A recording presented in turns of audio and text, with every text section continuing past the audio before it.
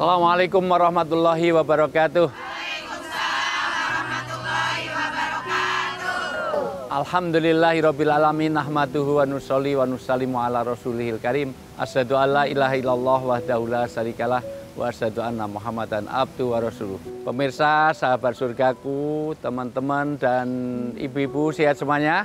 Alhamdulillah. Puasanya masih utuh? Alhamdulillah. Sudah ada yang bolong-bolong?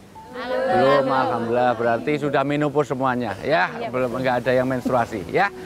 Dari sisi ini penting untuk kita sampaikan bahwa puasa bukan sekedar amalan untuk pribadi, tetapi juga punya fungsi sosial. Karena puasa itu ibadah yang berkaitan dengan menahan nafsu, tapi juga kepedulian. Maka pembohong orang yang berpuasa hanya ritual pribadi, tetapi tidak ada efek sosial. Maka di dalam Islam ada tuntunan zakat, infak, sedekah, wakaf karena untuk kepedulian sosial. Tetapi jangan sampai kita sudah puasa jadi pelit.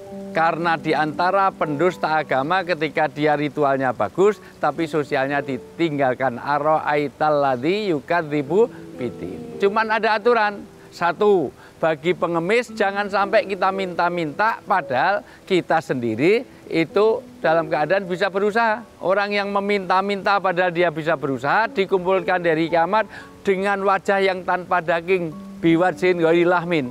Ibu-ibu punya jerawat sedikit aja itu luar biasa, Bu. Itu pakai kosmetik luar biasa kan, Bu? Ya. Apalagi ini nggak ada daging, maka dipermalukan. Sisi lain, kalau ada orang yang bersedekah, maka harus disalurkan pada haknya. Untuk itu, satu, perintah untuk senantiasa berbagi. Sekarang dibaca surat Al-Baqarah 268.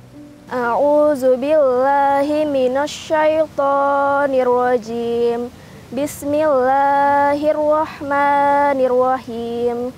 Asyaitonu ya'idukumul faqra wa ya'murukum bil fahsya'.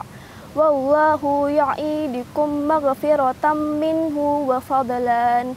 Wallahu wasi'un alim. Ayat ini menunjukkan betapa setan selalu mengajak kita kepada pelit. Makanya zakat malnya dengan zakat malnya lebih banyak mana, Bu? Kalau ke mal bawa uang besar, bawa uang kecil? Besar. Kalau ada kotak infak, cari yang besar apa yang kecil? Keluar uang 100.000 sama 5.000. Kalau yang dimasukkan yang 5.000 apa yang 100.000? Yang 5.000 ada dua, satu bagus, satu lecek. Yang dimasukkan yang lecek ayam. Aduh, jujur, ini puasa jujur tapi pelit. Maka setan membujuk kita kepada hal-hal yang mengajak kepada fakiran, maka apa pelit. Kadang-kadang kalau punya uang kecil ngasih, begitu punya uang besar nggak punya uang kecil. Jadi semakin uang kaya kadang-kadang semakin pelit. Maka di antara tujuan puasa supaya kita berbagi. Tapi sisi lain bagi lembaga-lembaga sosial kadang-kadang ada yang diamanahi harus disampaikan pada ahlinya. Jangan sampai kita sudah diamanahi, tetapi amanah yang diberikan pada kita disalurkan tidak pada tempatnya. Satu sisi orang gemar bersedekah, tapi lembaga sosial harus betul-betul menyalurkan pada yang berhak. Inilah pembelajaran ayat ini supaya orang kaya juga bisa peduli pada orang miskin dan orang miskin punya hubungan sosial dengan orang kaya. Sampai sini paham? Insyaallah.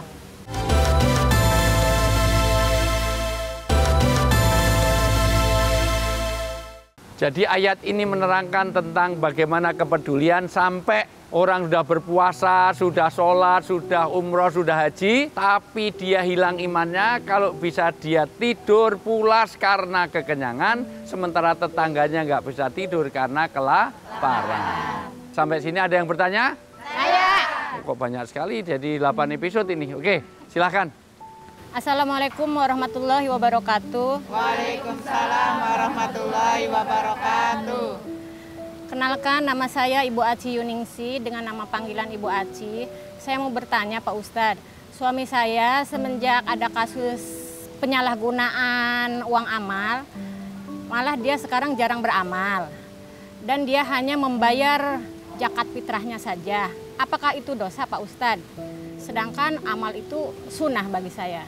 Terima kasih. Assalamualaikum warahmatullahi wabarakatuh. Pertama, bagaimana orang itu kewajiban untuk menolong atau peduli pada orang miskin, itu bagian dari perintah tersendiri. Kedua, bagaimana penyaluran, itu ada satu hal perintah sendiri bagi amil atau penguasa. Jadi, satu, yang penting kewajiban kita terlaksana, maka kalau kita ingin beramal atau kita ingin sedekah, infak, sedekah, maka cari lembaga yang sudah resmi, yang kira-kira bisa dipercaya. Ini pertama, karena nanti satu sisi kewajiban kita itu yang penting kita sudah sampaikan, perkara nanti ada lembaga yang menyelewengkan, kewajiban kita sudah terpenuhi belum? Oh iya. Kewajiban kita sudah gugur. Tetapi bagi lembaga sosial, ingat, neraka yang paling dalam itu bukan orang kafir, orang munafik. Salah satu ciri orang munafik, kalau dikasih amanah, dia khianat. Ciri orang munafik ada tiga. Satu, kalau berkata, Ya dusta. bohong. Kalau berjanji, Ya dusta. mengingkari. Janjimu apa, kenyataannya apa. Yang ketiga, kalau dikasih amanat, khianat. Maka satu sisi, bagaimana kita tetap peduli, karena itu bagian dari kewajiban kita, orang kaya kepada orang miskin, zakat, infak, sedekah itu kewajiban. Sisi lain, bagi lembaga harus salurkan pada yang berhak. Karena nanti fidarkil asfali minan nar, orang yang paling bawah di antara neraka itu adalah orang yang dikasih amanah tetapi khianat. Terima kasih. Mudah-mudahan ini jadi pemahaman kita, dan ingat, orang yang bisa berusaha tetapi dia minta-minta akan dikumpulkan dengan wajah yang tanpa daging. Assalamualaikum warahmatullahi wabarakatuh. Waalaikumsalam warahmatullahi wabarakatuh.